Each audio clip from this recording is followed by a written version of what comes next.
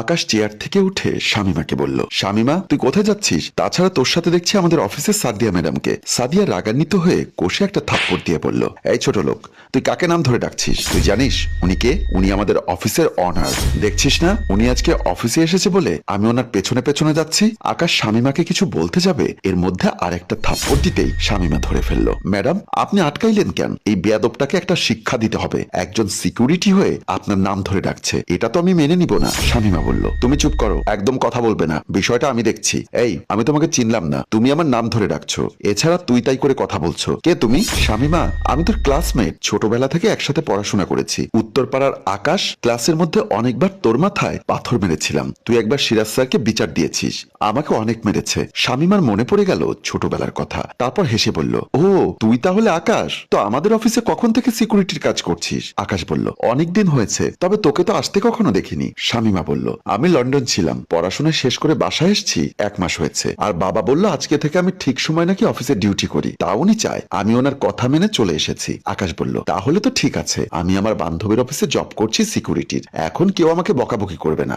শামিমা বলল, আচ্ছা ঠিক আছে, আমি অফিসে যাই, তোর সাথে পরে কথা হবে। এই সাদিয়া চলো, বলে দুজনে চলে গেল। আকাশ খুশি হয়ে গেল, চাকরি করার মধ্যে আর কোনো প্রবলেম হবে না তার। দুজনে অফিসে আসার পর সাদিয়া বলল, ম্যাডাম কাজটা ঠিক করেননি, আপনি যদি সিকিউরিটির সাথে ফ্রি হয়ে কথা বলেন তাহলে বাকি অফিসের স্টাফরা আপনাকে নিয়ে ট্রল করবে। শামিমা বলল, তুমি ঠিক বলেছ, অফিসের সবাই আমাকে নিয়ে হাসাহাসি করবে, কিন্তু ওর একটা ব্যবস্থা করতে হবে, তবে কি করা যায় কিছুই তো বুঝতে পারছি না। সাদিয়া বলল, ম্যাডাম তাকে ডেকে এনে আগামীকাল থেকে মানা করে দিন যেন অফিসে আর না আসে, কারণ বুঝেন তো আপনি লন্ডন থেকে আপনার পড়াশোনা কমপ্লিট করে এসেছেন, এছাড়া এই অফিসের একমাত্র আপনি অনার, কেউ যেন আপনাকে কিছু বলতে না পারে এমন একটা ব্যবস্থা করবেন। শামিমা বলল, ঠিক আছে, তুমি ওকে আমার অফিসে ডেকে নিয়ে এসো, তার সাথে আমি সরাসরি কথা বলবো। সাদিয়া ঠিক আছে বলে সিকিউরিটির কাছে গেল। এদিকে শামিমা চিন্তায় পড়ে গেল বন্ধুকে কিভাবে কি করবে। আচ্ছা যাই হোক, একটু অফিসটা ঘুরে দেখি বলে বের হলো। আসসালামু আলাইকুম ম্যাডাম, আমি জানি আপনি আমাদের অফিসের অনার। শামিমা সালাম নিয়ে বলল, হ্যাঁ তবে আমি অনেক ফ্রি মাইন্ডের, তোমরা ঠিকভাবে কাজ করছো তো নাকি অবহেলা করছো?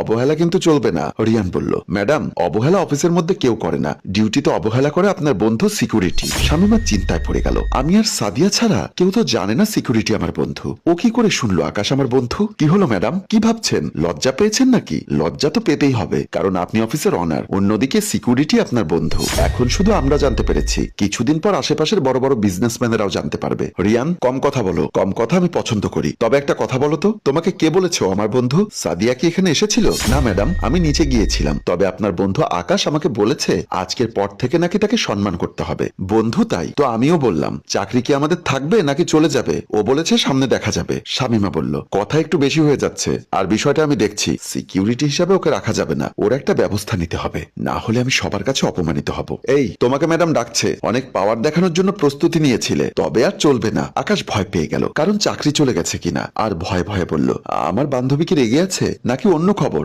এতটুকু জানি তোমার চাকরি শেষ, এই সিকিউরিটির চাকরিতে আর লাগবে না, তোর কারণে উনি অনেক অপমানিত হবে। আকাশ ভয়ে ভয়ে তার সাথে গেল। হ্যাঁ মা বলো, কেন কল দিয়েছো? বাবা কোথায়? মেডিসিন খেয়েছো? মা বলল, আমি কল দিয়েছি তুই অফিসে ঠিকঠাক ভাবে সবকিছু দেখছিস কিনা। মা মাথা গরম করিস না অফিসে, তাছাড়া অফিসের সবার সাথে মিলেমিশে থাকিস, কারণ তুই নতুন হিসাবে তাদের কথা শুনতে হবে। মা এসব নিয়ে টেনশন করা লাগবে না, আমি বিজনেস নিয়ে পড়াশোনা করেছি, এসবের প্রতি আমার অভিজ্ঞতা আছে, তবে তুমি বলেছো এটা ঠিক আছে, তাদের সাথে একটু মিলেমিশে থাকতে হবে, কারণ অফিসের কিরকম সিস্টেম এটা আমার বুঝতে হবে। মা বলল, আচ্ছা ঠিক আছে তাহলে রাখছি, ঠিক সময় খাওয়া দাওয়া করে নিস। ঠিক আছে, বাবা আসলে আমাকে কল দিতে বলো, বলে ফোন কেটে দিয়ে কেবিনের দিকে গেল। আকাশ ও সাদিয়া অফিসে বসে আছে, শামিমা এসে চেয়ারে বসলো। সাদিয়া বলল, ম্যাডাম ওকে নিয়ে এসেছি, যদি টাকা পয়সা পায় তাহলে দিয়ে বের করে দিন। আকাশ সাদিয়ার কথা শুনে অবাক হয়ে গেল, তারপর বলল, ম্যাডাম আমার অপরাধ, তুই আমার অফিসে সিকিউরিটির চাকরি করছিস, আর এসব যদি বাকিরা দেখতে পায় তাহলে আমাকে নিয়ে হাসাহাসি করবে, তাই আমি ভেবে নিয়েছি তোর সিকিউরিটির কাজ আর করতে হবে না। আকাশ বলল, তো এখন কি আমি চলে যাব?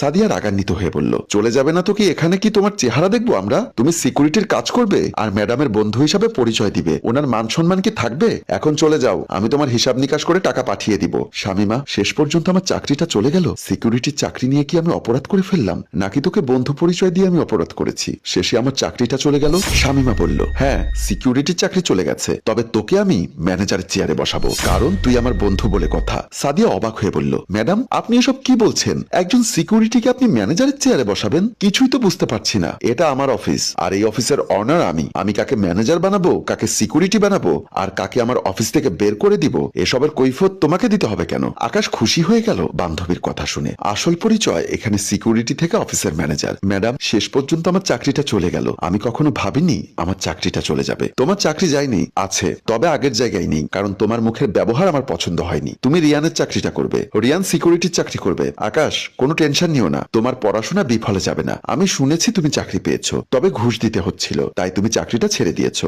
আজ তোমার ভাগ্য খুলে গেছে। অনেক অনেক ধন্যবাদ শামীমা তোকে যোগ্যতা যাচাই বাছাই করার জন্য। সম্মানিত ভিউয়ার, গল্পটা ভালো লাগলে শেয়ার এবং লাইক কমেন্ট করে জানাবেন। গল্পটির রচনা ও পরিচালনায় আবু সৈয়দ রিয়ান, প্রযোজনায় মঞ্জুর মোর্শেদ।